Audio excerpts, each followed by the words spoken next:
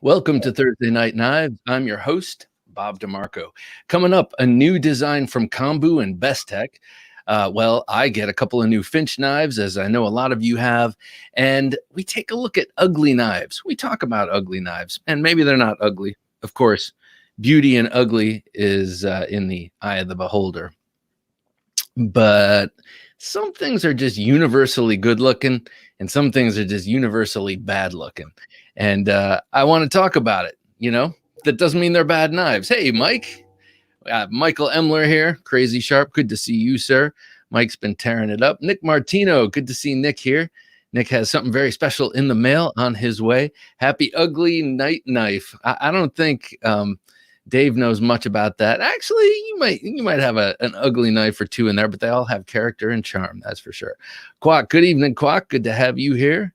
As always, it's great to be here. Thursday night. I love me a Thursday night. Be sure to like, comment, subscribe, hit the like button. If you're here, what does it cost you? Nothing. Hit the like button. Might help me down the road. A little bit later on, we're going to be doing the drawing for this month. This is November 2021. We're going to be doing the drawing. I think I can hear your clicking, Jim. We're going to be doing a Gentleman Junkie Knife Giveaway, and tonight is a budget blowout bundle.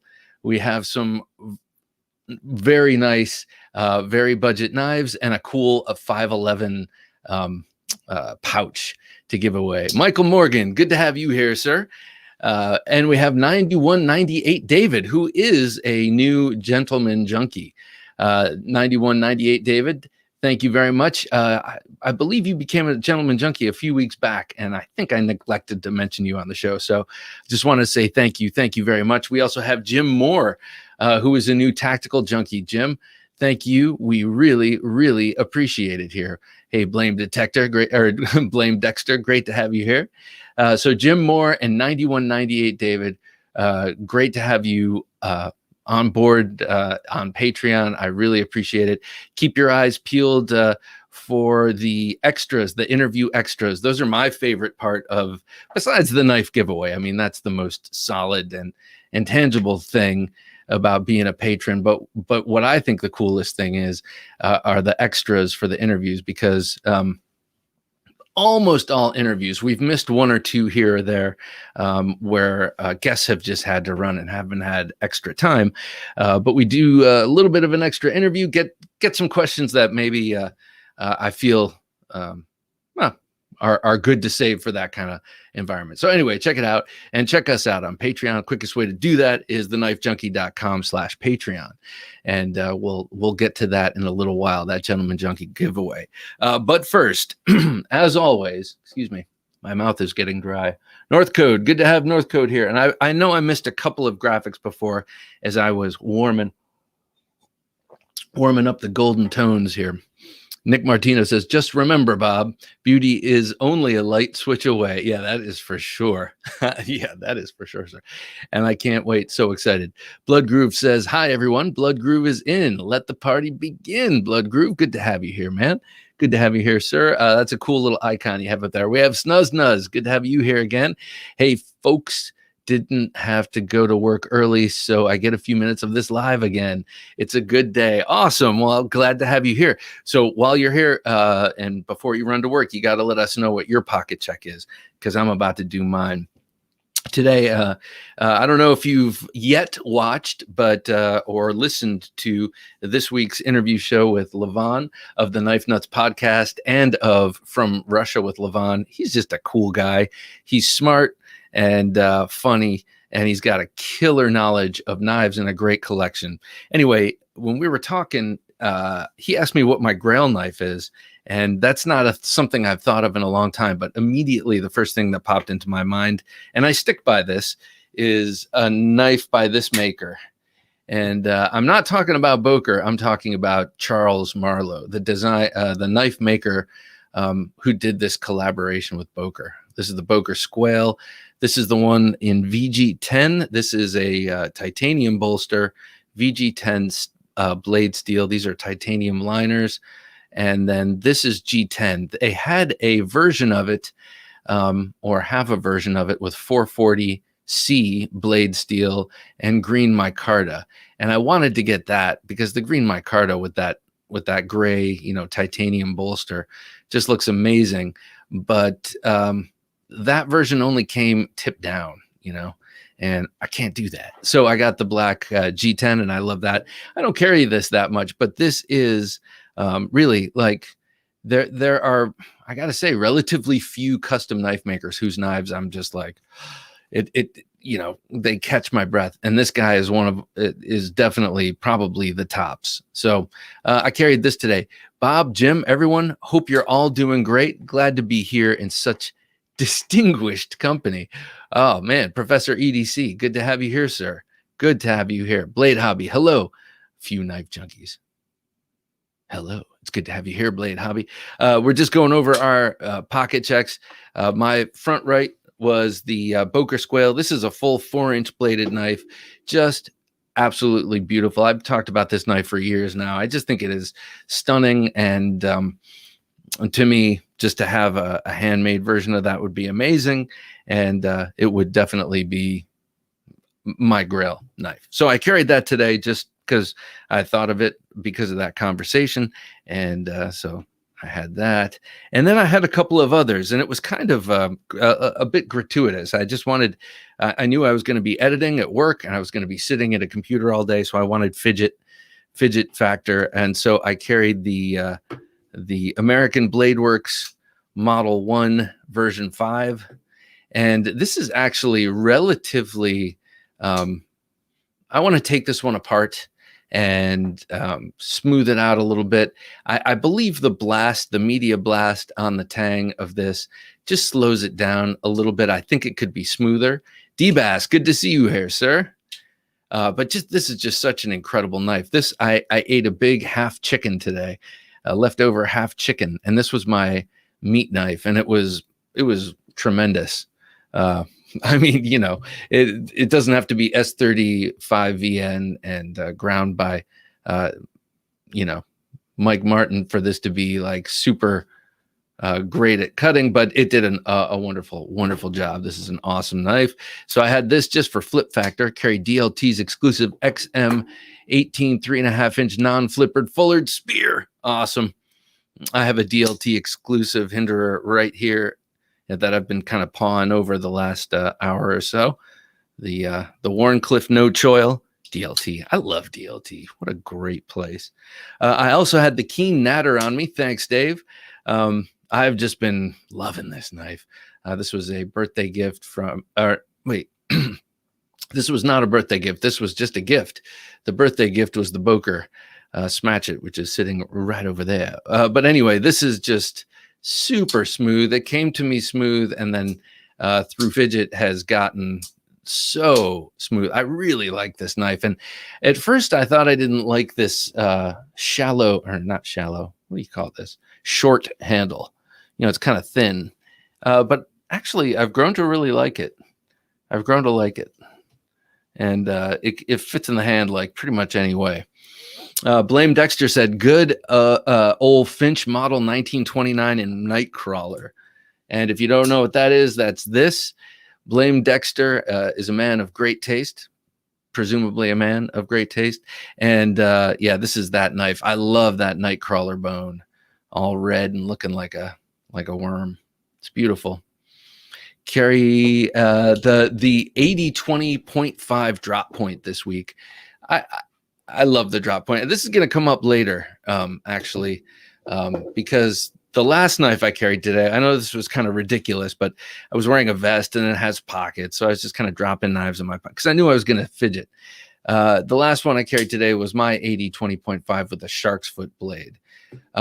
Mixed emotions about this knife, and I'll talk about that in a second. Nick Martino says, sometimes I get cheap knives along with more pricey ones. Yeah, I get satisfaction from what seems like knives at all. Yeah. Me too. I love inexpensive knives.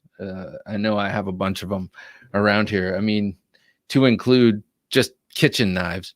But yeah, I'm with you, Nick. Hey, Hollywood Tactical, Knife Junkie. Why do we hate tips down so much? It's nearly a deal breaker for me. However, the tough line is tipped down. Okay, so well, here's the thing for me. The CEO is tipped down. All right, we'll get to my mixed emotions about the Demco in a little while, but it has nothing to do with anything real. Okay, so we're gonna it's a taste issue we're gonna get to,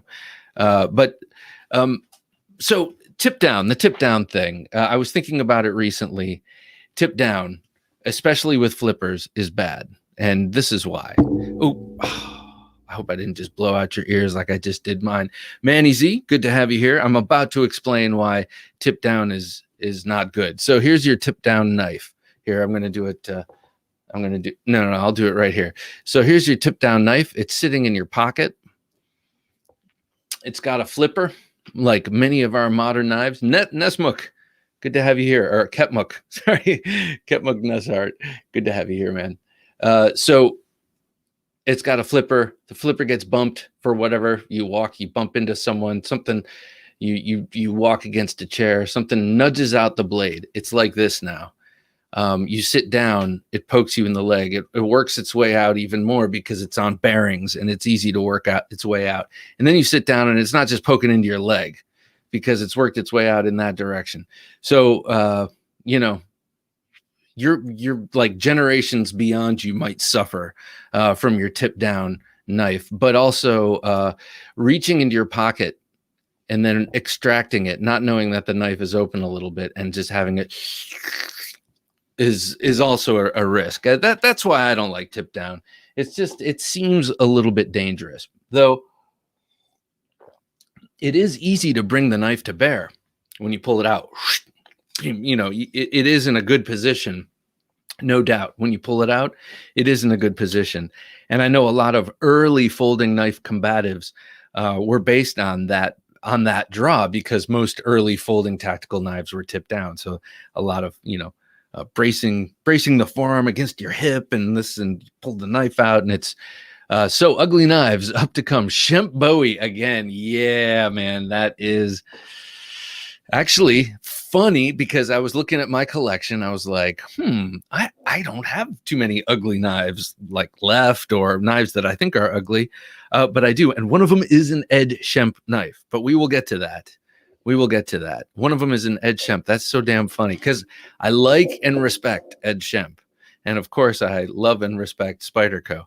But Ed Shemp's knives, man, a lot of them are just kind of fugly. And I'm not sure if it's a taste thing or if they're genuinely that way and just built for the hand to feel like the one I'm going to show. That's what I feel. Blade Hobby says, today I carry the Kaiser Critical. Oh, that's so cool. That's the Matt Christensen. Let's see, non-flipper thumb hole mod and my Civivi brazen with Tanto blade. Loving that brazen too, man. That's on my short list of Civivis. Actually, Jared Neve said he was going to box up a bunch of Civivis and send them to me to check out because he's got them all. He's got every Civivi. No, I don't know. But he's going to send me a bunch to check out. So I'm looking forward to that. Walt Gilbert, good to have Walt here. Been carrying the 8020S drop point non-slotted. I think I like the non-slotted. It makes the blade look bigger, kind of like when your belly's smaller, it makes other things look bigger. Same thing with the 80 non-slotted blade, I believe. And the Wee Smooth Sentinel wood handle. That's a cool knife, man. Corny, weird name, but what a cool knife. This week probably will be carrying the both for the foreseeable future. It happens, man. You get a knife and it's just,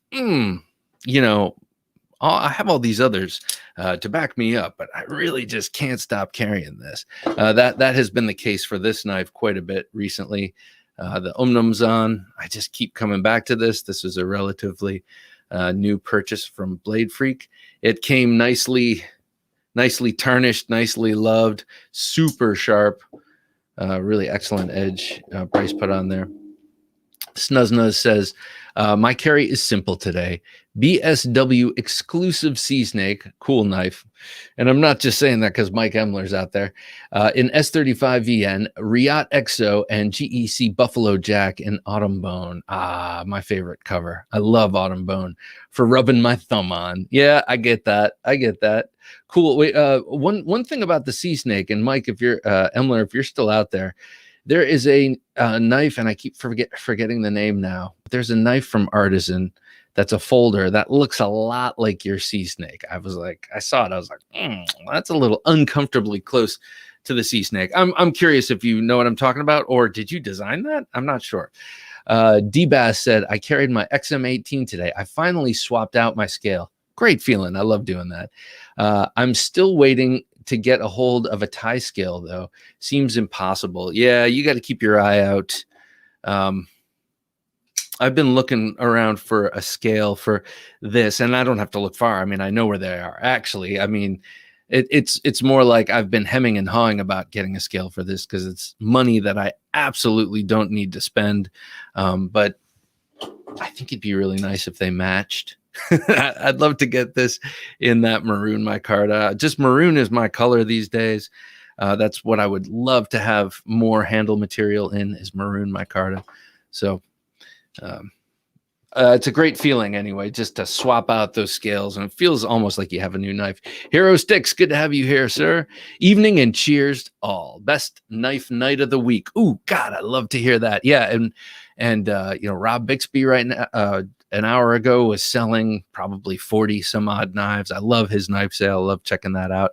9198 David carried the Cold Steel Chris Voyager, the CFK switch, and oh, that's a nice one. That's the Custom Knife Factory switch. That's is that a Jeff Blauvelt design? Is that a Tough Knives knife? And the Hinderer XM 1830 3.5 recurve today. Man, David, you had your bases covered. You had your bases covered. I just pulled this for some reason. I felt like I had to pull this out. I was like, I'm going to need to pull out the Chris Voyager, and here it is with the raw aluminum snaggletooth, which not only works great on this knife, but I think it looks cool too, and it's great to have the thumb retention there. Professor EDC carrying my SOCOM Tanto and Bark River Adventurer. I love the SOCOM. I love that knife. That's my road trip knife, but that's the one excusable. That's one of two excusable tip down only knives out there. Of course, the other is the Spyderco military, but they could remedy the military relatively easily if they wanted to. Anyway, Blade Ogre, Chris, good to have you here carrying the ProTech Strider. An excellent choice, sir. Queen's Slimline Trapper, USA D2, nice. And Lion Steel Gitano. I love the Gitano. And is that in the olive wood? That's what I have. But every option, beautiful. Spyderco Shemp Bowie. So you did that just for tonight. And the Chavez Chub flipper full tie and the Hellraiser. Damn, man. Carrying your wearing your cargo pants today, I see. Wait, what was that? 6? That was 6, I think. 1, 2, 3, 4, 5, 6. Wow, man, 6. That's like a semester's tuition there, man. Nicely done. Kept McNessar and carried my Damn Designs Wendigo $155. I love the $155. And an Eldris. Damn Designs Wendigo. Damn Designs just had a conversation with Adrian D'Souza of Damn Designs. That'll be up next week. A very interesting guy, man. He's a cool cat, and I think his knives are just very, very, very appealing. Top Dog 8762 tip down bad, always has been bad. Yeah, I agree, man. I agree. I mean, imagine the Spyderco military opening up, and then you reach in and grab something, and then you pull your hand out. It's like one of those Viet Cong booby traps that I used to look at in a book we had growing up. But you know, your leg would be fine going in, but as soon as you tried to pull it out, all the inward facing spikes. Anyway, Dave, good to see you here, carrying the Reich Thule Integral. Oh, that's a cool one. The G10 flipper today, along with the Tour Karsumba ringless fixed blade karambit. Oh, that's a cool one. That is a cool one. I'm interested about that. I'm interested because it's ringless too. And, well, the world needs more ringless karambits. I've been convinced of that. And I'd love to see that. I can't wait to see your video on that. Did you do one on that? I don't think you did. D-Bass, I definitely don't know many people who carry tip down. Yeah, me neither. Because you probably know only cool people like me, like I do, like I. Whatever. Michael Morgan says Benchmade 940 S30. Oh, green, the classic S30V in green aluminum with that tiny little purple anodized aluminum backspacer. I always loved that when I had that knife. And a Case Mini copper lock. Love the copper lock in pocket worn Bermuda green jig bone. Love the Bermuda green jig bone. I don't have one, but I've been admiring that for a couple of years. That was a special cover one year. Does your mini copper lock have a rounded tip? I'm curious. It seems like I'm just curious about that. Nick says carried my Cut 4.0. That's the cool Tops Karambity outdoor, and the CF S90V Shaman. Oh, carbon fiber S90V Shaman, Leatherman Skeletal, Olite Warrior Mini, and my Bills Zippo. Nice. Oh yeah, he's a Bills fan. That's right. And the Zippo, I love Zippos. For a while, I was carrying this Zippo that my brother gave me. I don't know, sometime like maybe when I graduated college or something. But it's got it says 1935 Varga girl, and it's got a Varga girl lighting her cigarette. And I used to have I have 5 or 6. I have a really nice brass one, and then the regular brushed, and then pipe lighter, a couple of others, but this is always my favorite. This one my brother gave me. I was carrying it for a little while, and I don't smoke cigarettes, so was not just. When I smoked cigarettes, it was a great thing to have on all the time and light people's cigarettes. That was back in the day. People were smoking back then, and you'd go to a bar and you'd light a woman's cigarette and think you were James Bond. Top Dog 8762 says the Shieldon Bulbasaur. I'm surprised how good this knife turned out to be. A great budget offering. Yeah, I've been checking out these Shieldon videos. How's he? Bees Blades and Big Red. I can't remember who's. I've been also Jared Neve did a few. They look great. They look cool, and from all these trusted voices are saying that they're excellent knives. I love that. That's exciting. Max the Maker says my EDC today were the White River FC 3.5, not used. The White Mountain Knives exclusive Kaiser Swayback, okay, in 154 cm, and micarta used to cut up boxes. That's a cool little knife. That's the Swags designed button lock, right? Did they also make that with a liner lock? I think they made it in 2 different locks. Hero Sticks carried his modded Shaman in Rex 45. Navajo blanket G-Carta. Yes, that's exciting. And brass hardware. That sounds beautiful. And my Taylor's Eyewitness Premium Barlow Slippy from Sheffield, England.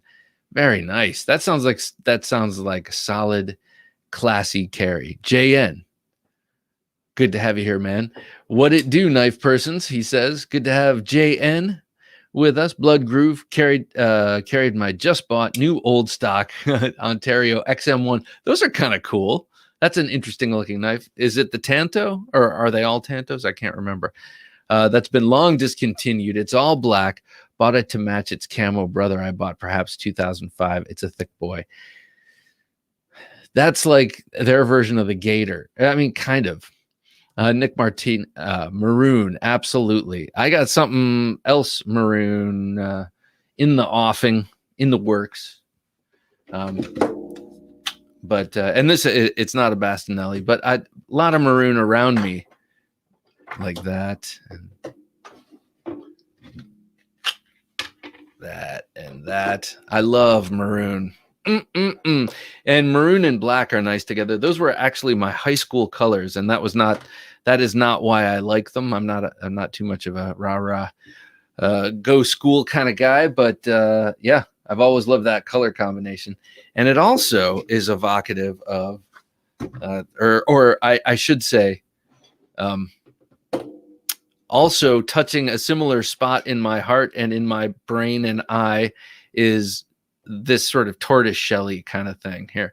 JN didn't carry any different, but took apart my Jade 940 to try to dye it. Gotcha. Oh God, taking apart an Axis lock knife is murder.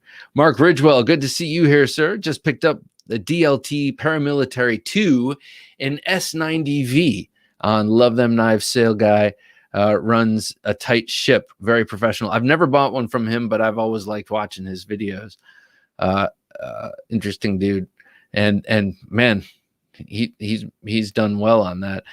Blade Ogre, Santos wood. Yes. Okay.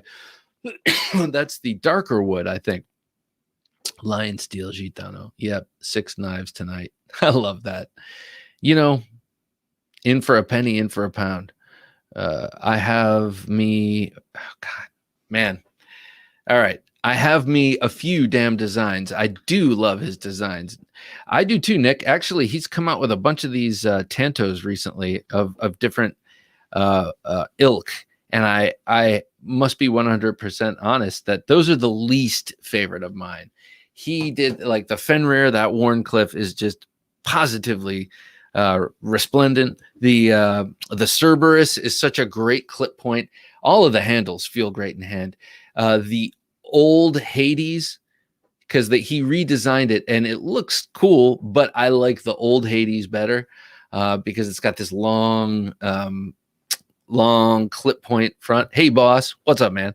Michael Morgan, no, it's got a decent point. Okay. So yeah, I like all of his knives, but I think my least favorite are his Tantos. Anyway, for what that's worth. Sean M says, carried the Wee Smooth Sentinel Black in tie and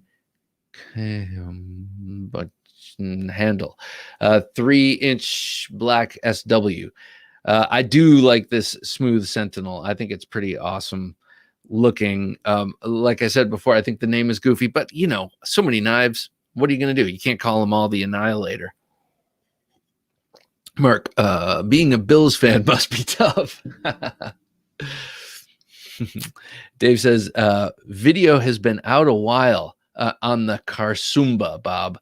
Watch it before it gets stale. Okay. I got so many videos to catch up on, man. So not just of yours. I mean, straight across the board. I would love to. I was about to say something. This is what okay. This is me unfiltered. I would love to spend all day on the John with my phone and just catch up on all my videos. Maybe it would probably take a couple of weeks, but still, I mean, you know, I would love that opportunity. No, just leave me alone. I'm in here right now. Okay. Let me finish this damn video and check out this knife. I would love to do that. John Smith, I carried my brand new LUDT, nice, with apocalyptic M390 blade. Very cool. I love the LUDT. Today, Beglighter 2, Grazioso, and my Norseman. What's a Grazioso? I don't know that one. The Beglighter 2 is awesome. Very cool. Buddha Flash. Hey, everyone. Hey, Buddha Flash. Good to see you, sir. So I think we're about up to, I wonder what I'm going to be carrying Saturday. I can't wait. Thanks again, Bob. Well, we will. Jared Strasbaugh says, carrying my newest acquisition, the Vero Engineering Axon in black micarta. Awesome. Well, Nick, Nick bought a Strider SNG ProTech automatic from me, and he is psyched. And I am psyched for him to have it. I'm very glad to keep that in the family, so to speak. Came to me from within the family, and you know, there you have it. Carrying my Oz. Oh, I love that Oz Roosevelt. God, that is such a cool knife. Ugly Folder 511 XPRT. Mike Vellecamp. Mike Vellecamp's knives are ugly. His V knives. I'm sure he's not watching. I don't know why I'm whispering, but Mike Vellecamp's knives are ugly, people. Can't tell which end of the blade opens from. However, ergos are amazing. Just won't win any beauty contests. All right. Mike Vellecamp has been in the knife industry for ages. I know he had a big role at Spyderco for a long time, and other places, and then he started V knives. And every one of them to me, just something about them, like, you know how like you'll taste something, you'll go to a friend's house, and they're like, oh yeah, my wife makes really good spaghetti sauce, and you taste it, and you're like, yeah, she's a little heavy with the sugar in this. I mean, or whatever it is, you know, you taste it and it's like little, his knife designs are like that. I look at them and I'm kind of like, so anyway, yeah, I like that. Winning no beauty contests for sure. The Mike Vellecamp in Dave's collection. Actually, I don't know if it's in your collection, Bob. That Annihilator was tactical, but I liked it. Yeah, you know, interesting. It is an interesting thing because it's got an edge more obtuse than an axe, but it's really sharp. Oddly, you can do lots of things with it, but I still don't get it. It looks like it's 10 sheets of steel stacked on one another. I don't know what's up with that. So it'd be interesting to find out. Hobbit, good to have you here, Hobbit. I've been carrying and fidgeting my new Urban from TCB Knives. Love it. The Urban from TCB Knives. What is that? Urban. Let me look this up and I'll share my screen. Let me see if let me see. Let's see. Google. Let's see.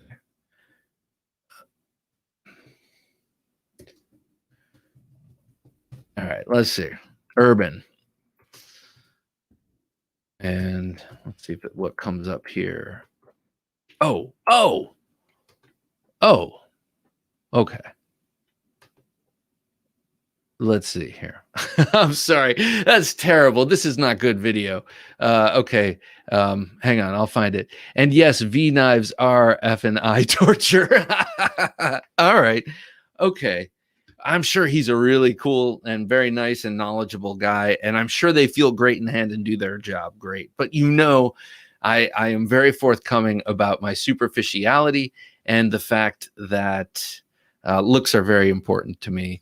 When it comes to certain products, and knives are chief among them. Hero Stick says, most folks say the old Watu by Spyderco is pretty hideous, but there is something I find mighty charming about it. Me too. Me too. I do like the Watu. That's the African inspired wedge blade shaped knife. I'll post my Mike Vellecamp knife I got in Battle Box. The thing is nuts. I'm still it's still sitting new in its box. Oh my God, that sounds awesome. Okay, wait. Stop with the ugly knives for just a minute.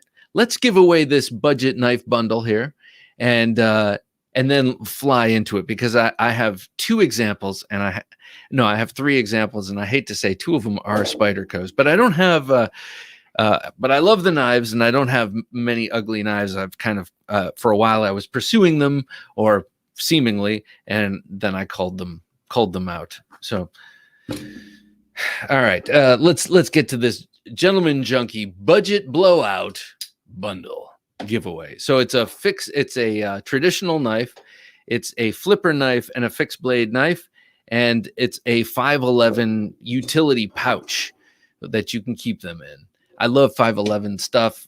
We have a 511 store near work, and sometimes I go there just to lurk, and well, I buy stuff, but also just to check stuff out. And I love all their bags and pouches and stuff, and my EDC backpack is one of their backpacks, so I decided a pouch should go with this.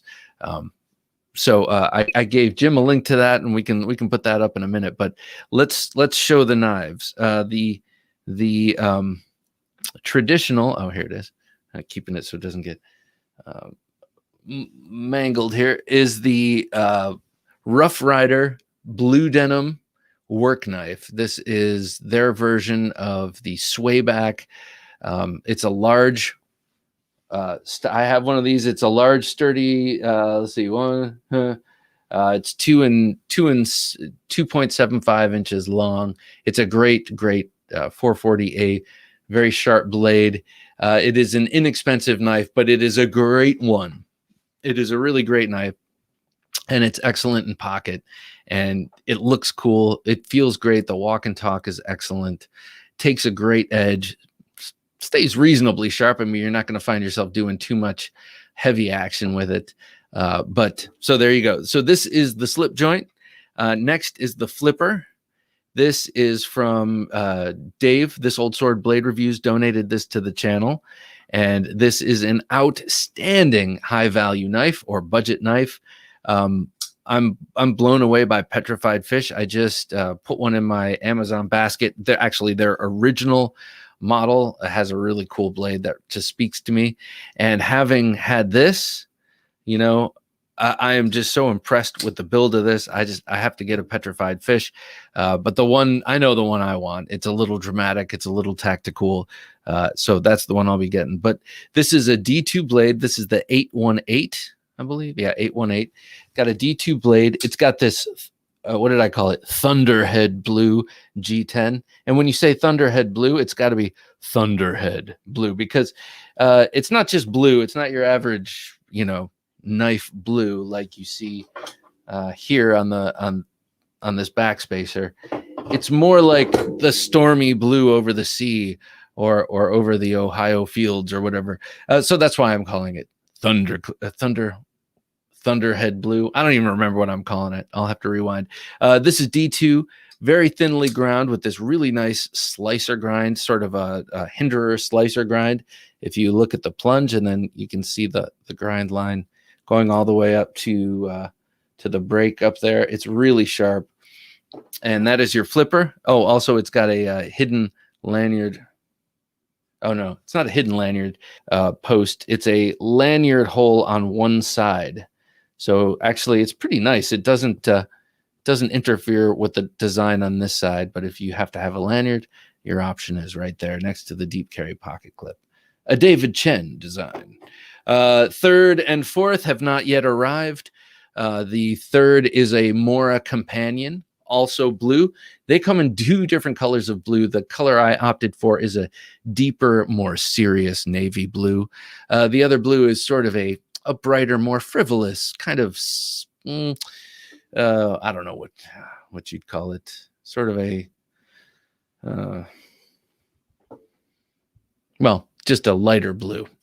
We'll just call it that. But I don't care for it as much. It reminds me of cars I don't like or something. So these four, and then the 511 pouch, Flex Admin pouch, will be going to tonight's lucky winner. Usually we do one knife of the equal value of all this added up. But this week, or this month, I should say, I've been, it started with this little Civivi thing I've been going into. And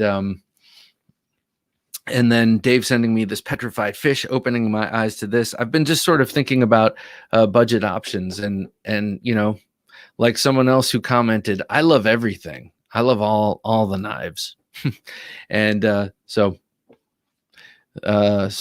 something like this, I figured is cool too. It gives you sort of a rounded out sort of mini Insta collection. And actually, speaking of blue handled knives, this is not going up. Dirk. Good to see you here, Dirk. We got Dirk Werning. I love following him on Instagram. Best memes in the business, sir. I don't know where you mine them from, but man, they always make me laugh. Hero Sticks, petrified fish seems to be blowing up. I want to try the front flipper, the Beluga. Yes, that's pretty cool. That's a little on the nose and at the same time pretty wrong, because we all know Beluga is a whale and a whale's a mammal. Dion, good to have Dion Page here. Hello, knife friends. Good to have you here, sir. Oh, this knife is not going in the bunch. This is one that I made that has to be sheathed. I have to make a sheath for it. I hate making sheaths. But yep, there you go. So let's get the wheel of destiny up, Jim. These are our Gentleman Junkies, all of our current Gentleman Junkies, those in good standing, if you will. I know on Patreon, sometimes you can just kind of sit out for a while. That's probably what I would be doing here and there. And so these are the people who are on active this month. All right, let us spin. These are the Gentleman Junkies here. Let's go.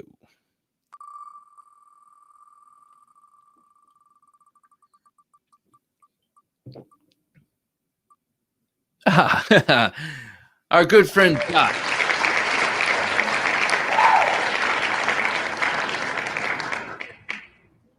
Jock from across the shock. All right. Well, sir, you get this awesome bundle. It'll be on its way to you, realistically speaking, Monday.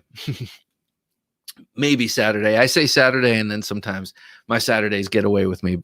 Well, it also depends when the Mora arrives. The 511 pouch I will be picking up in person. So I will put all of these in that and send it to you. We will talk. I know I've sent you stuff because you won during the birthday bash. You won the TRM scales, and we'll talk about getting these to you. Alrighty. So congratulations to Jock, and thank you so much for your support, and thank you for everyone else on that wheel for your support. Everyone else at Patreon, whether you're on that wheel or not. Anyone listening, I love you, and anyone watching. No, I don't mean to get all, but I appreciate it. Each and every one of you. 45 watching and only 27 likes. Oh man, there's like 18 people out there like, oh, this guy, God, I can't stand this guy. And they won't push it. They won't push it. It's too bad. Anyway, so these are them, and we appreciate them. I'm going to read their names out. Scott Nelson, Clayton Workman, I think he got on there accidentally. Jared Strasbaugh, Sean Curry, Ryan, North Code 1229, Joseph Strikers, Ben Belkin, Jason Edwards, Martin Gamboa, John Ladner, Ezekiel Yates, Mr. Fileto, Jesse Tellis, Mike Latham, Edwin Callow, Ryan Leitner, Caleb Townsend, Reed Mertz, Jock, Byron Kennedy, Kevin Moore, Sean M., Tyler Holler, 9198 David, and Kevin Seastrom. Well, guys, thank you so much. We are humbled and honored. Thank you. All right, let's get back to this ugly knives discussion. And maybe it's not ugly. Maybe it's more like knives only a mother could love, or something like that. Because the knives I'm going to show you might. All right, I'm just going to come right out and say it. Though I love the knife and everything, all the disclaimers I have to say about it, I think this is an ugly blade. That's an ugly blade. Can we be honest about this? I love Andrew Demko. I love his designs. John Demko. I think they're great people. I think this knife is awesome. I've used it like, probably harder than most of the knives in my collection recently in a long time. So I know it's capable and it's awesome and I love it. And I had to get this blade in particular, but it's ugly. It is. Come on. It is. Maybe if it just took a little bit off the front, I don't know. But what do you think? Is this a terrible thing? I almost don't even want to see that graphic up there because this is like a screenshot that could be taken to impugn. I don't know. But all right, I'm putting it down there. I mentioned this before. I have an Ed Shemp design that is amazing to cut with. It's an amazing piercer. It feels incredible in hand, but it's ugly. And it's a classic Spyderco. It's a Seki City Spyderco, and it's the large Persian. It is great. The point, for a nice Persian upswept blade, the point, the way he designed it is right center line. It's great point, placement.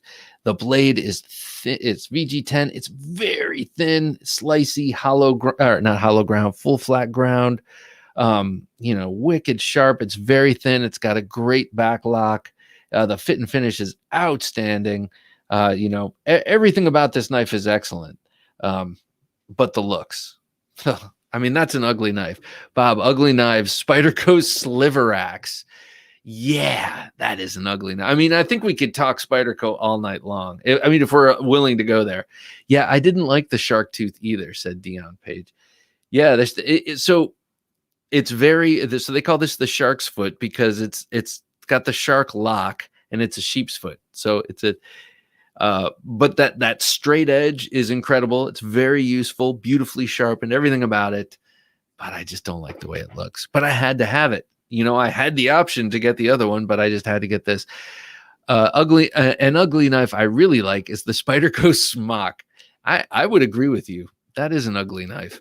I think Mr. Smock's knives are ugly. I know they're great knives, but again, it's like probably a knife that's best experienced in person to really appreciate the beauty. Like the Spyderco Smock, I think the blade is gorgeous. I think the handle is like, huh?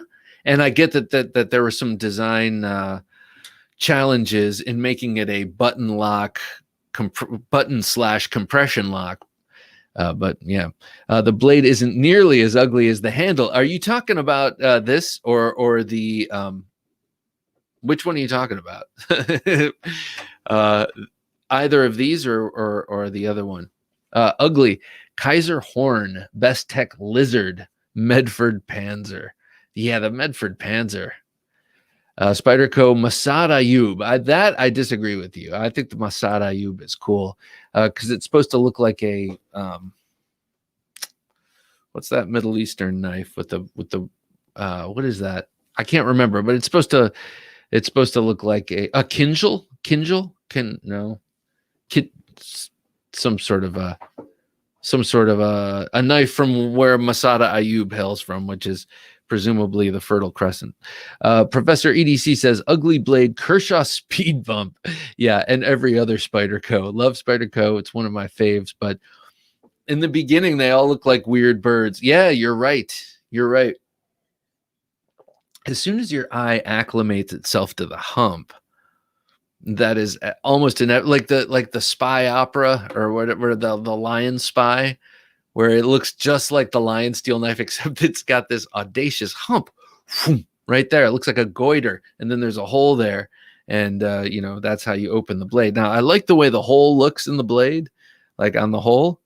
Like I love how BJ Hill does his he'll drill holes in the round opening holes on a Rat 2 or something. It looks awesome. Dion Page says, I like that Spidey blade. It is it's a great knife. And this was a gift from my brother that I will never get rid of. And I carry it rarely. This is actually a great in the waistband knife. So this for a while had zip ties on it, 2 zip ties on it, and I wore it in the waistband. It's just, you could pull it out and pop it open pretty easily. And it's nice and thin. Nick Martino, they work for me because I work dusty environments. Washer knives perform way better for a carpenter. Nick Martino's a carpenter. That's cool. Yeah, definitely. I mean, I would agree. I like the feel of washer knives too, though recently during this sort of budget knife thing I've been going through, with the Civivis and the petrified fishes and whatnot, the Harns knives. Oh my God. The action on them is undeniably gratifying. Even if you're not a fidgeter or even if you're not a knife person, you can just tell. I mean, that just feels good. All right. Blade Hobby says another ugly one is the Spyderco Piccal. Yeah, it is ugly, but that one at least is purpose-driven ugly, because the blade has to cant that way to turn it into a Piccal-style knife like this. It's got that weird kind of broken stop pin kind of look. That one at least is purpose-driven, but most of the Spyderco is just ugly. But they're cool. They have their charm and they have their design language and they have their internal logic to their design language. So once you accept certain things, like everything's got to have a hole on it, even if it means we have to build a 3/4 of an inch hump on it to accommodate the hole, everything's got to have the hole. Once you get that design thing accepted in your brain, then you can start seeing them as beautiful. Michael Morgan says Spydercos are designed for the hand, not the eye. I would agree with you on that. I think that is a good way of putting it. My last ugly knife, and really because I don't have too many of them, in my opinion, naturally, especially for a knife collector for whom the looks are important on a knife. He's not going to think that the knives he has are ugly mostly, but this one is, and I have it. This was another gift knife. This is from my brother-in-law, one I never would have gotten myself, but I'm very glad to have, and is an excellent knife, but it's just ugly. is also a Spyderco. Even the sheath is ugly, though it's excellent, made out of beautiful leather and really well done. Even the sheath is ugly. Here you go. This is the Spyderco Temperance, right? Temperance 2, I believe this is. Beautiful welted leather. What is that? Is that what you call it? Welted leather sheath, very nicely done. Double stitched and riveted. Love that. And then here you see this really nice, smooth, contoured micarta handle. I just Googled ugly Spyderco knives. Lord have mercy. There were several dedicated lists. And then you pull this out, and you know, it's VG10, which is great. And it's nice and broad, and it's fully flat ground, and it's like a damn chef's knife. I mean, this thing is awesome. And you could use it to great effect as both a tactical knife or as a camp knife or what have you. It feels really, really good in hand. I mean, it's just utterly pleasing. It's close to neutral as you can get and still have contours in both this direction and this direction. Non-knife people, Buddha Flash says, non-knife people usually think Spydercos are weird looking or ugly. Yeah. Something about this. I think it's the blade reaching up way beyond the spine of the handle on a fixed blade knife. It looks wrong to me. I've come to accept it on a Spyderco folding knife, but on this, it just looks weird to me.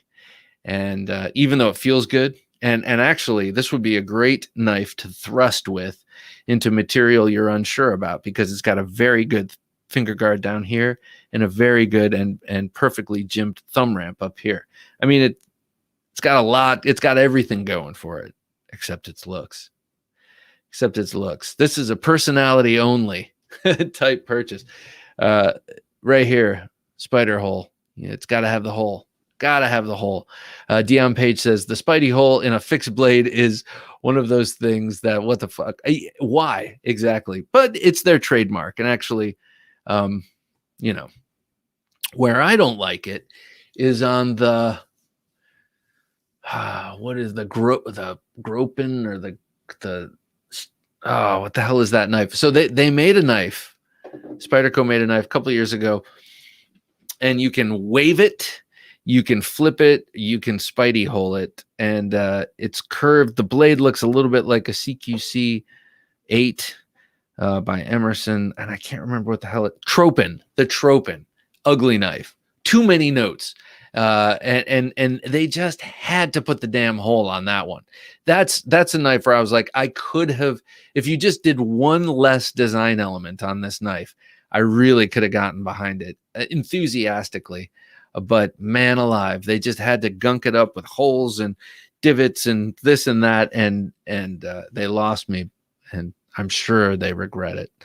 But that was another case where it's just like the hole definitely does not add here. It only takes away. First world problems, Bob. Yep. So those are my ugly knives: 2 Spydercos and a Demco. I hate to even say it. I feel like I'm,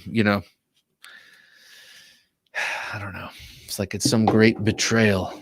But it's a great knife. They're all great knives. All work excellent, and I've used them all. The least amount was the Temperance. That's a just for fire starter. What do you call it? I'm the only person in the world who makes a feather stick, and then lights it with a lighter.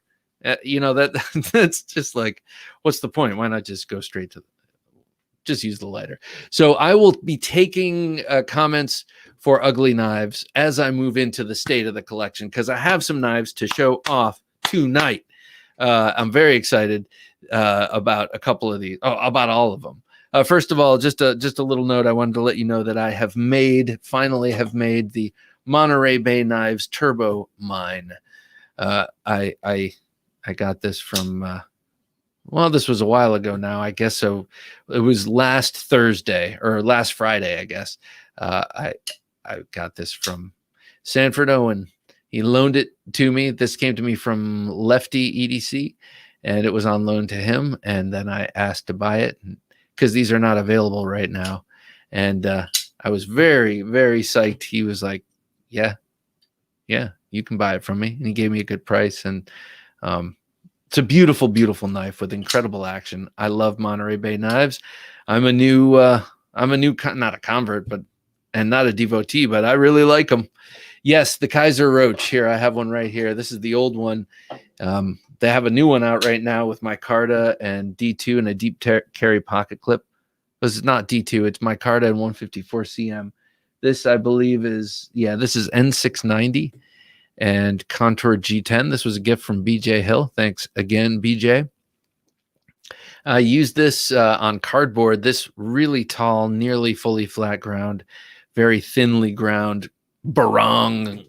This is like a pocket barong. I love this thing. Goes through cardboard like it's not there. It's really cool. Dan Mitchell, Dan, good to see you here. I love that temperance too. Beauty is in the eye of the beholder. No doubt about that. That temperance 2 is a great knife. Like I said, it's a great knife. It's got everything going for it, except in my eye, to my taste, the looks. Blood Groove says, I think Spyderco designers just look at an ornithology book and create new blade designs. That's interesting. Yeah. And then they have a whole line called Bird, except they didn't spell it correctly. But yeah, they really take their cue from the birds over there, man. But to that gentleman's point about he likes that temperance, it's like this knife. Some people look at this and think it's positively ridiculous and don't think it has its uses. It does have its uses, and it excels at those uses. It just so happens that those uses for this blade are not ones that come up frequently in our society, thank God, because this is more of a tactical thing this is a fighting blade. Anyway, Mark Ridgewell says, kind of like the Hinderer Jurassic is ugly, but in a good way. Mark, I'm going to go out on a limb here and say that the reason you're calling the Jurassic ugly, and I'm just making an assumption, is that the very first impression it left on you was those goofy damn reptile scale G10 scales. They were G10 scales that were milled. It was called the Jurassic, and when it first came out, it was milled with scales, like reptile scales, like Jurassic, like really on the nose. And I thought that was corny as hell. And I was like, man, I really like the I really like the profile of this knife, and it looks like it's very comfortable. It's got the sort of vibe of this knife, the Eclipse, except all kind of more rounded out with that thumb well and everything. And the first impression of those goofy scales just has always stuck. And I have a feeling that's why that knife didn't take off initially, but I think it's doing better now. Ketmuk says, anything found at the intersection of Gerber and Bear Grylls is pretty hideous. Anything at that intersection, I will agree with you, is pretty hideous and probably going to break on you in the moment of truth. Like when you're doing, high stakes survival adventure. Jurassic is an ugly shape. I love Hinderers, but man, oh, interesting. Okay, so it seems like we've got two people now who've mentioned the Jurassic as ugly. I always just thought it was the scales on the originals, but to each his or her own. Top Dog 8762 says Artisan Cutlery Predator ATZ 1706P. If you have never held one of these, then you don't know ugly. All right, got to see this. All right, got to see this. And then I will try to share my screen. Let's see. Oh, gosh. Gosh, oh, golly. All right, well, I can't remember what it was called now, but let's see here. All right, so let me show you. Let's see. Artisan Cutlery Predator. Okay. Let's see. Artisan Cutlery Predator. Okay. All right, let's do this. And then I'm going to attempt to share my screen here. Oh, yeah, that is ugly. Oh, yeah. All right. Okay, I clicked on a picture here. Let's go to, let's see. Let's do this. Share. And then I'm going to go.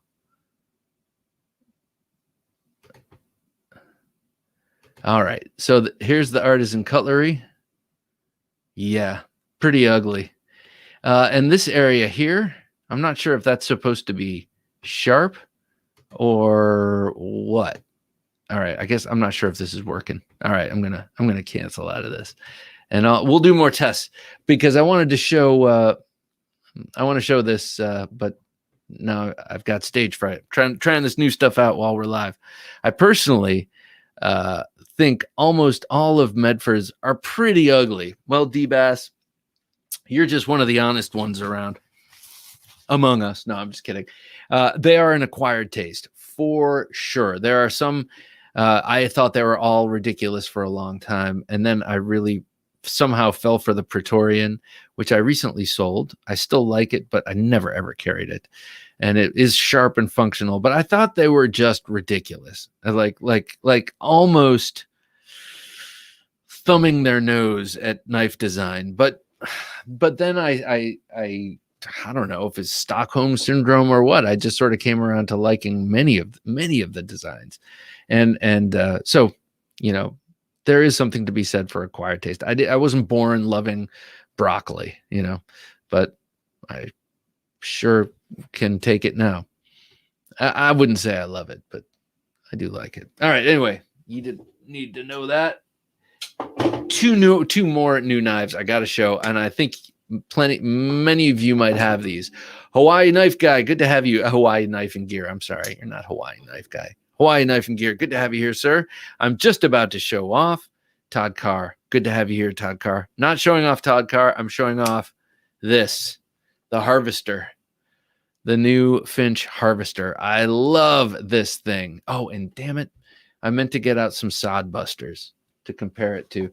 So this knife is the one of two brand new knives from Finch. They've been blowing it up. I mean, they've just been going. Where the hell is my cloth? My cleaning cloth. Anyway, they've been going crazy this year. They've released 5 knives, I think, and they sent me the last 2, and I really appreciate it. And they are really awesome. The Harvester is inspired by Spencer Marquardt. Marquardt is his name. Spencer Marquardt designed this knife. He was inspired by his in-laws who run a farm and all carry sod busters. And he loves that sod buster work knife. So the designs from Finch are very much inspired by old school knife design, but kind of filtered through the modern flipper paradigm here. And that's what this is, except he changed the blade from the traditional bullnose style drop point to this sheep's foot. And wow, this is a very, very effective knife in a way that you wouldn't expect. This is great at a pull cut. Look at this, or a utility cut, because of the angle of that downward the downward angle of that straight edge blade against when you look at it like that. So I have only used this a little bit in just paper, just cutting for fun, not even for anything I've had to use it for, because I just got these. And this just goes right through it. It's so thin, it's so sharp, but that shape is great, man. And that downward angle, it's almost like a Golok, like a straight edged war sword or machete, except in small form. All right.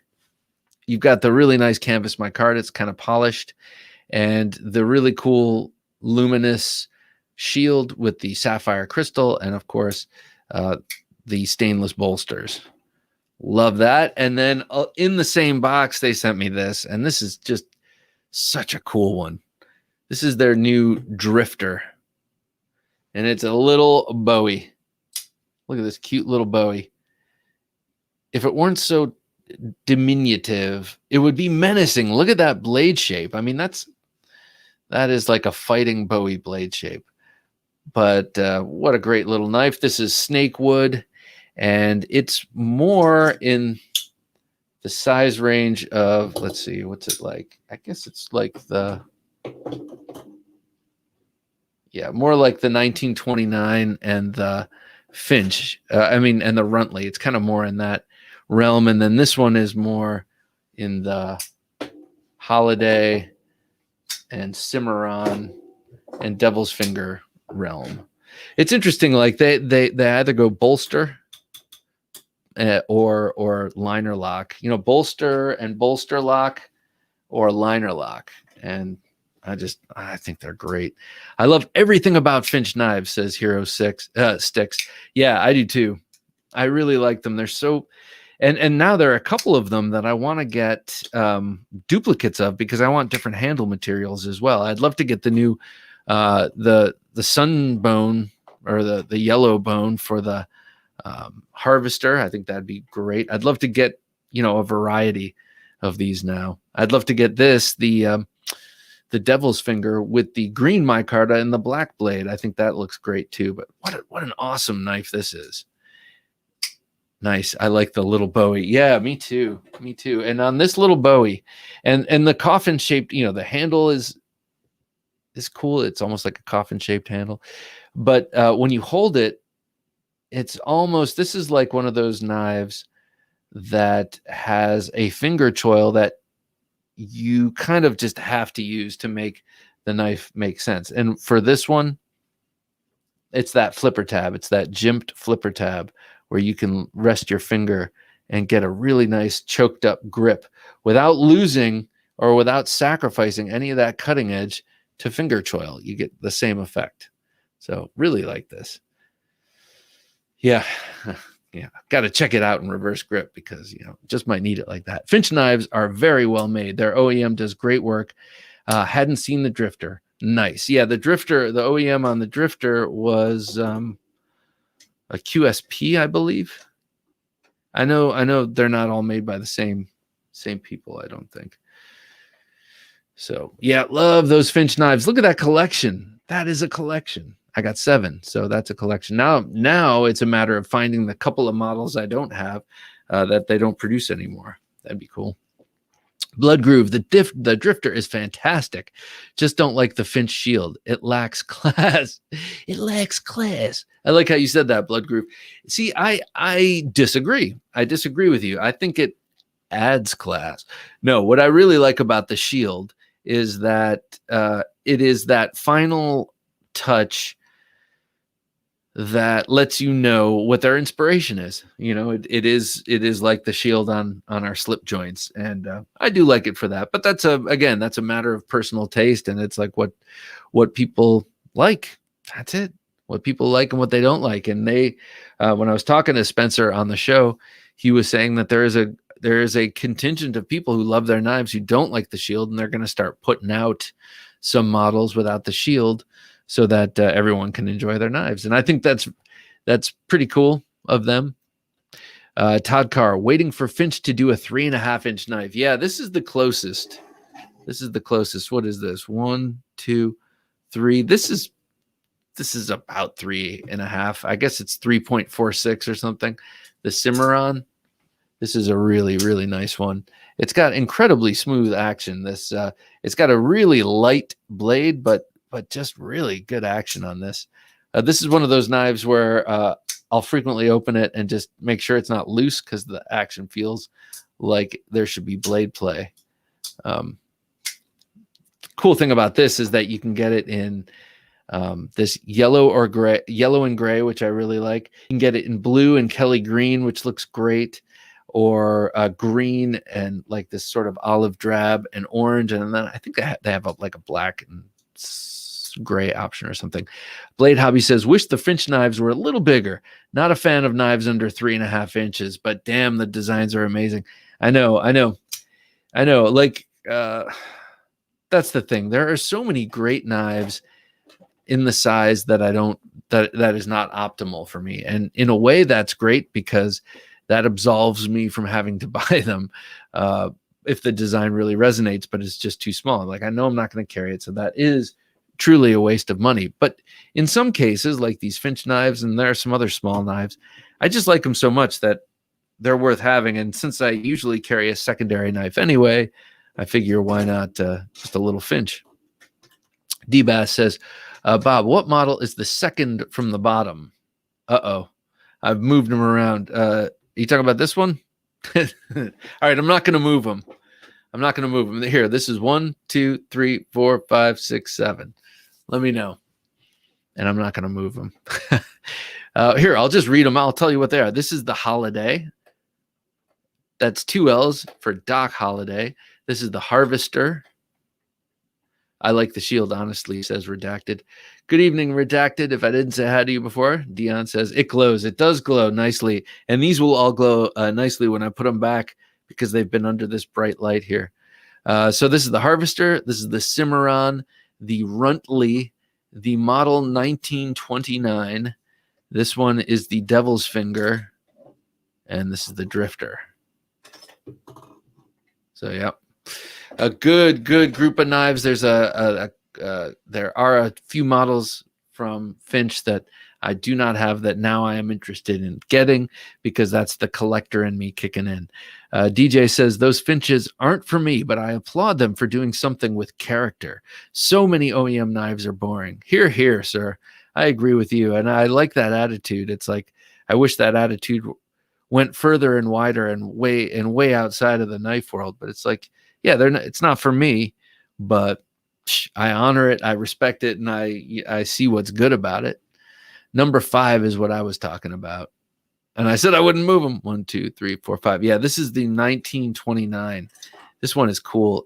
It's like a little scalpel with that clip point blade. It's sort of scalpel shaped, actually, but it's very thin, very sharp. And it's one of the bolster and bolster lock designs. And yeah, the shield glows. I'll show you in a sec. And this one is in this earthworm bone, or what they call it? Nightcrawler bone.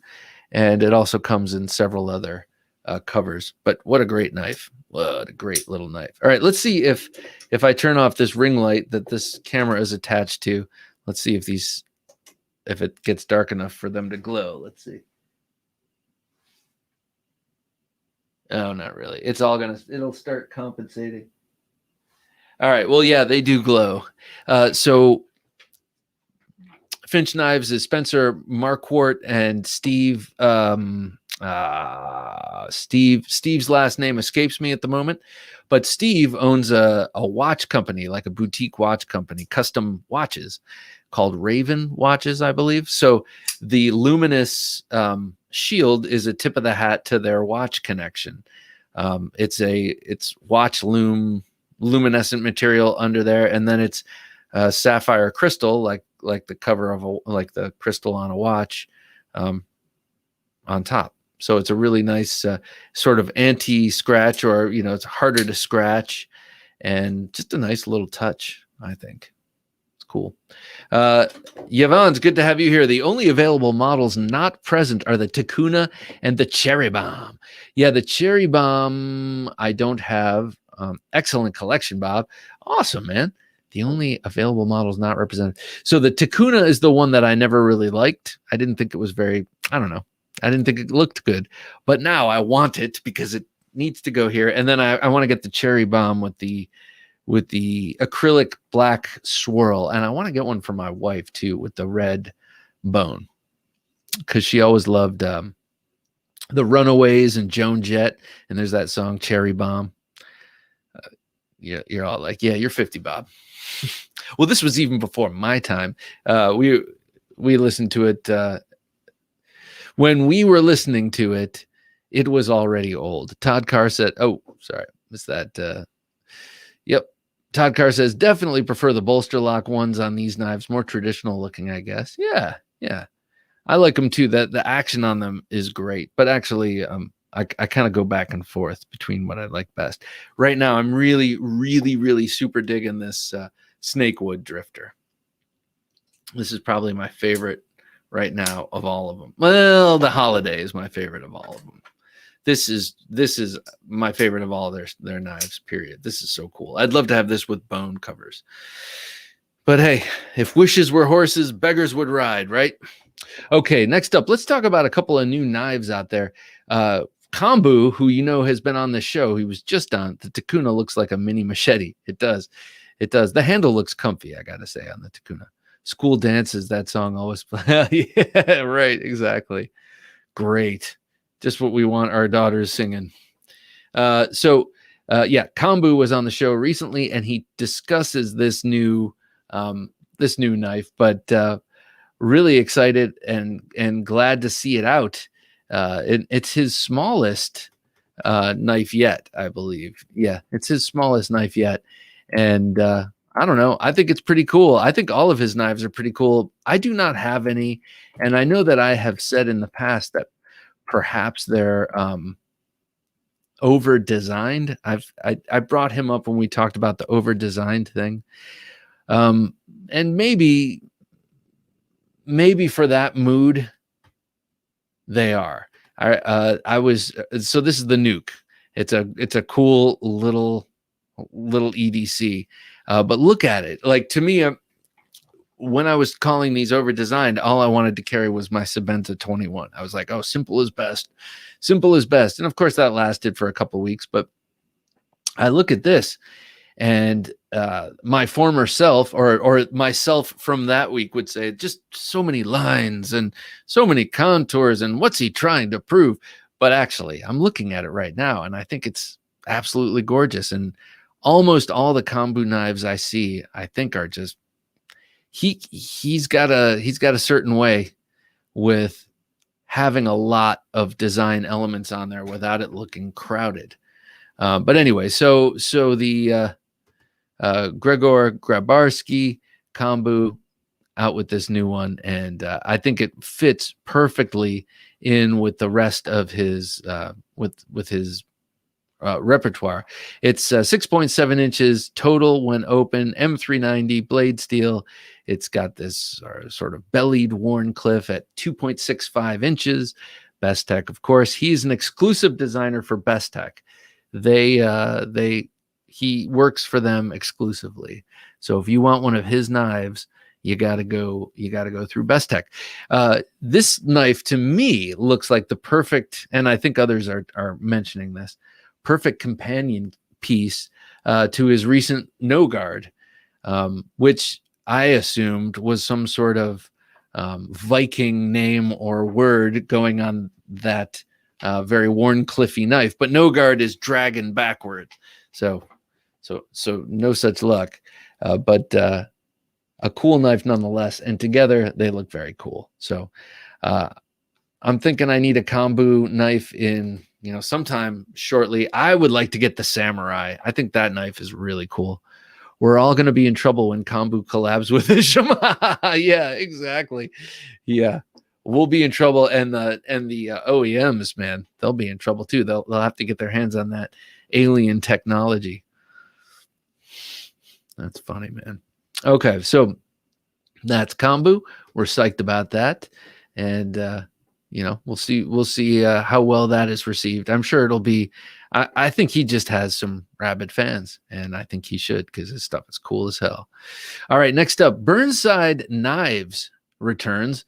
And Burnside Knives, I remember we talked about here on the midweek supplemental a while back, because they had this cool sort of let me see. They have this cool knife that was sort of called the Cabrillo, and it was a recurved tanto with a big opening hole on the side, kind of like what we have here, and it had a floating thumb stud, kind of like a couple of the Civivis out there, and then they sort of quietly disappeared.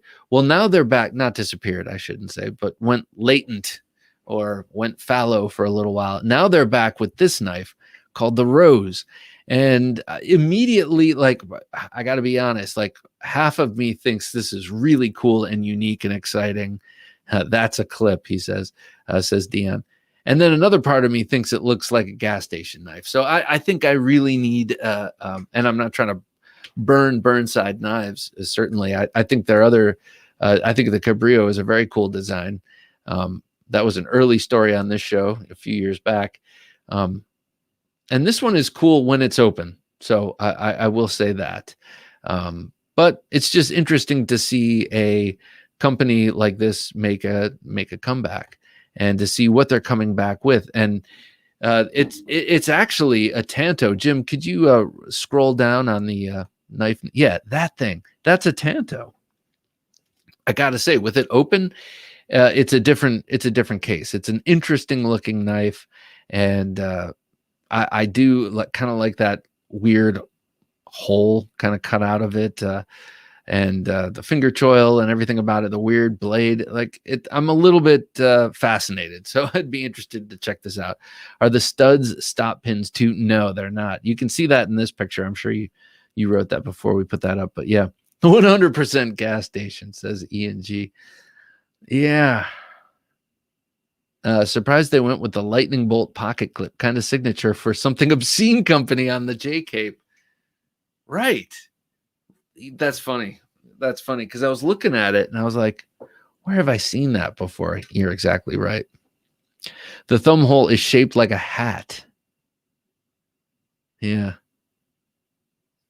Some sort of hat. Hobbit, I hate everything about this. You know what? I actually like the blade. I like the blade. Sort of. I mean, I like the blade like I thought ET was cute. You know, it's like kind of ugly charming, kind of in keeping with today's theme.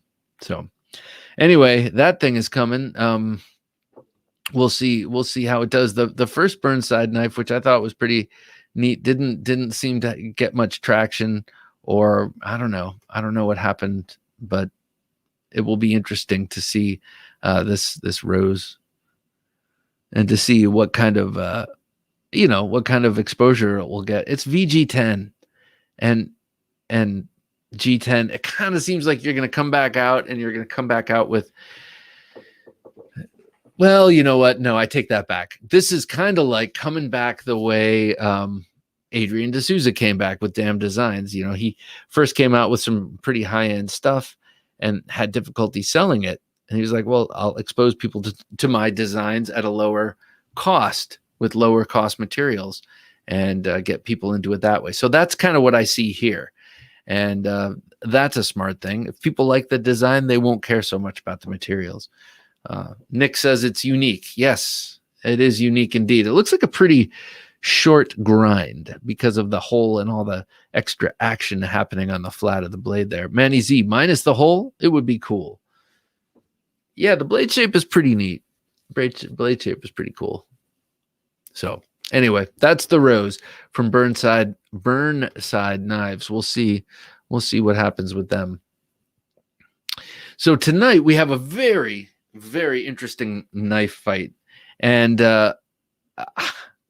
I'm curious as to what people will think about this, because the fight will be, and is this a good representation? No, this is not. Okay, so the fight tonight is about lightning, not lightning like thunder and lightning, but lightening, and the milling, weight relieved milling. So that versus solid slabs. There's a solid slab there, and here is a lightened.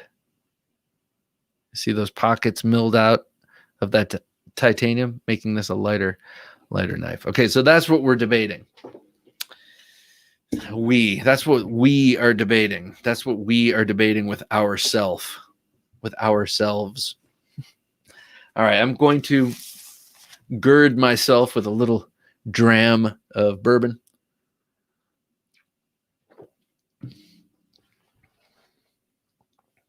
Assemble my rhetoric. Okay, here it comes. In 3, 2, 1. One of the beauties of today's modern manufacturing and today's modern folding knives is the ease with which we can work. Enlighten us, Bob. Is the ease with which we can mill and remove materials that would have been more difficult in days gone by, and that is titanium. Titanium, why do we use it on handles? We use titanium on handles because it's super durable, it's a space-age material, and it's light, but it's not that light. And in order to use a fair amount of titanium to have rigid enough handle scales.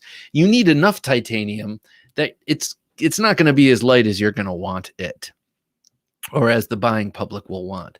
So to go in there and remove huge areas of titanium, chunks of pockets of titanium on both sides of the handle, lighten the knife without affecting the aesthetics or the function.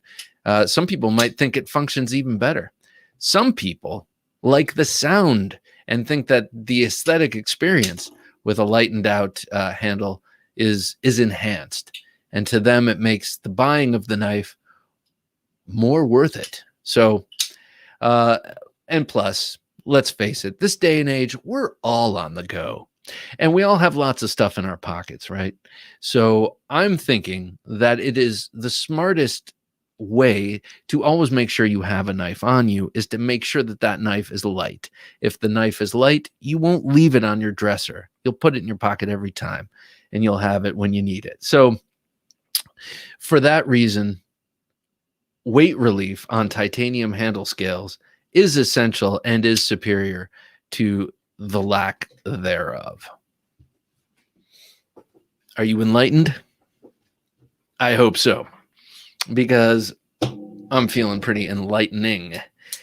All right, so, and you see what I did with the light and all that. Okay, so I'm going to close up these Finch knives for a moment while I gather my thoughts on the full slab handle without lightning.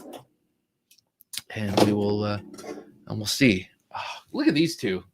Look at these two. And I'm not stalling here, but look at these two together. That's a good looking couple. I love it. D-Bass, titanium is awesome, but heavy compared to G10 or micarta or aluminum. Depending on the size of the knife, milling is necessary to cut down on the weight. Or, alternatively, it's not. And that's what we're getting into right now. Okay. Oh, let's see. Is this? Oh, no. Okay. Oh, I don't think. All right. I have one more knife to show off. When I'm done with this knife fight, I have one knife that I forgot about that I'm going to show off as we vamp and fade out of this broadcast. It's not a broadcast, but you know what I mean. All right. So this. Okay. Let me check my time. All right. And 3, 2, 1. Solid handle slabs on knives are superior for strength. Why do we put titanium on knife? Why do we make knife handles out of titanium in the first place? It's not the lightest material. It's not the cheapest material.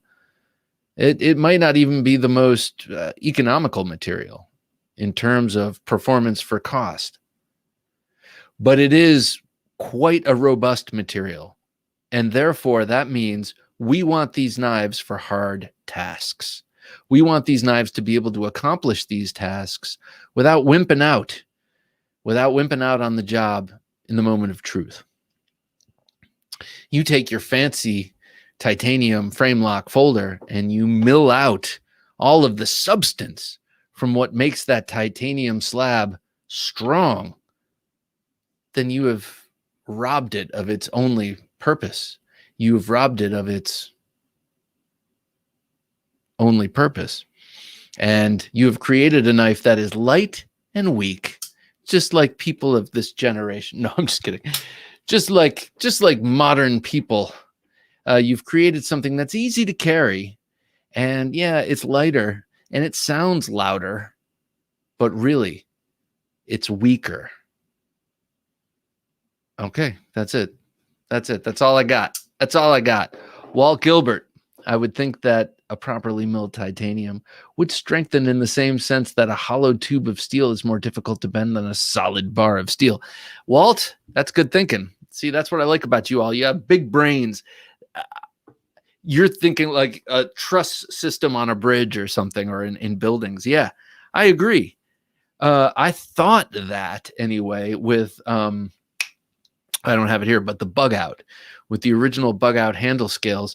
You know, you look in there and it's that cheap plastic, and you look in there and it's got all these like angular, like it's got like a truss system inside. And I thought like shouldn't that stop it from bending? And titanium has memory in the event that it is bent. Oh, interesting. I did not know that. Oh, well, yes, I guess I did. This whole locking mechanism relies on it. Okay, so as we vamp and fade out tonight, let me show you this. Solid handles, because by golly, if I'm paying for it, thank you. Blood Groove, this is something. Okay, milled handles because big and light in the middle. Okay, your first point, solid handles because by golly, I'm paying for it. I want all of it. I thought about that when my wife and I went and got our wedding rings. We went to a place in New York City, and actually this place custom made the rings, and that was nice. But I was thinking about rings in general. You take a ring in to get sized, and they're like, "Oh, we're just gonna cut out this little chunk of titanium to make it fit your finger." It's like, well, okay, where's the little baggie with that extra chunk of titanium, or with that extra chunk of platinum, or where's the platinum dust? Shit, just give me the dust. I'll take the dust and I'll have it melted down, but I mean, don't be so cavalier with taking my platinum, unless you pay for it after they remove it. I don't know. But so an interesting thought. I paid for all the titanium. Give me all the damn titanium. Oh, no. That brings the price up to $650. Okay, forget it. I'll take the lightened version. All right. So speaking of unlightened titanium and just awesome knives, this one is on loan to me. This is the Abyss from Arcane Designs. The Abyss. Arcane Design, not designs. Arcane Design. I think this is a really, really beautiful knife. I think that blade is stunning. And actually, I haven't thought this till this very moment, but something about that blade reminds me a little bit of Shane Sibbert. But maybe that's just a passing thing. So when you look at the website, or when you talk to Israel Bacchus of Arcane Design, he will tell you this is a Bowie. And I see how it's a Bowie with this dramatic clip up here, but it's also a Tanto. I'm going to do the creepy Joe Biden whisper. It's also a Tanto. Look, you got this hollow ground straight here, meeting this flat ground front portion, and you have a sub tip, a secondary tip. So this is Israel. I hate to break this to you, buddy, but this is a clip point Tanto, or a Banto, or a Toei.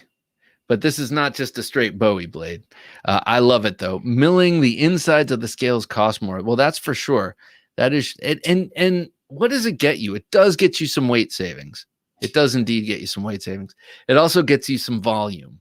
The loudest knife I had was the ZT Les George 0 tolerance 0920. Was a loud damn knife. The whole thing was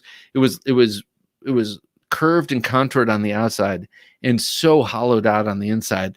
And I remember I was at a diner around here and showing a friend, and I opened it up, and like it was like the record skip, and the whole diner looked. It was like whoosh. Blade Ogre says, "Ooh, I want that one." Yes, it's a Bowie. So it's a beautifully compound Bowie, Chris. You'll love this. Very thinly hollow ground here and very sharp. And then really also thinly flat ground here. Actually, using this knife, I have used it a little bit. I have found that the tip area is sharper. And now let me just mention, this was in a lot of other people's hands. I don't know if anyone stropped it or how much this was used, but I found this front portion to be sharper than this. It's a Banto. Yes, indeed. Oh God, it's a very cool knife. Here, let me show it to you with the his antimatter, so you can see the design. You can see those are designed by the same cat. Very cool. Yeah, I like that. So the first time we had Israel on the show, he showed off he quickly flashed like a 3D model, plastic model of it. Is that a Bowie? It's like, I don't know. And so, but here it is. Awesome. My one, well, there are two things about this knife that that are my friendly criticisms. One is that this area of the pommel right here, whoops, right here, this corner is a little sharp. And I only feel that when I'm closing it, and just barely, but that's the level of these nitpicks. And then the other is the flipper tab is very discreet and nicely small, and sits in that little thumb well, but sometimes I miss it. So I wouldn't mind it being bigger. I personally wouldn't mind it being bigger, a little. But on the whole, I think it's a stunning design, and I think Israel Bacchus is doing cool stuff. I like what he's doing here, and I like this sort of futuristic fantasy kind of knife thing. I think it's awesome. All right, well, that's about it for tonight. Thanks for watching, everybody, and thanks for tuning in. I hope you enjoyed the knife fight. I thought it was an interesting topic, maybe one more interestingly, like most of them, debated with another human being. But you know, I can be two people sometimes if I need to be. So there it was. I was this week because my wife was out of town, so I was Mr. Dad and Mr. Mom. But thank God she's home. Coming up on Sunday, episode 268 is Adrian D'Souza of Damn Designs. Be sure to check it out. He is a cool guy, man. He's living that men's health life, you know. Running his super cool business, making knives and other cool gadgets, you know, from high flung areas all around the world. So very cool guy. It was great to talk to him. And I really like his knives too. So check that out. Also be sure to check out Wednesday supplemental this week, talking all about that kind of stuff. And then next Thursday Night Knives. And that's about it. DJ, thanks, Bob, and Knife People. DJ, thank you for coming. Chris, Blade Ogre, always a pleasure. Thank you for joining. Keon Page, killer show, bro. Have a great night. You too, sir. D-Bass, thank you, man. Thanks for coming again. Great to see you. Manny Z, always a pleasure. Thank you, Bob. Thank you, Jim. Behind the scenes, as always, K Mason, $4.99 super chat. Thank you, man. That's so greatly appreciated. Thank you, man. I appreciate it. And so does Jim. Hobbit, was fun show. Thanks, Bob. Good night. You too, Hobbit. Thanks for joining. JN, always a pleasure. Blame Dexter, so creepy. Good night. Ian G, good night. Have a good one. All right, guys. For Jim working his magic behind the switcher, I am Bob, the Knife Junkie DeMarco, saying until next time, bye. Just don't say Dalt. Just, oh my goodness gracious, don't take Dalt for an answer.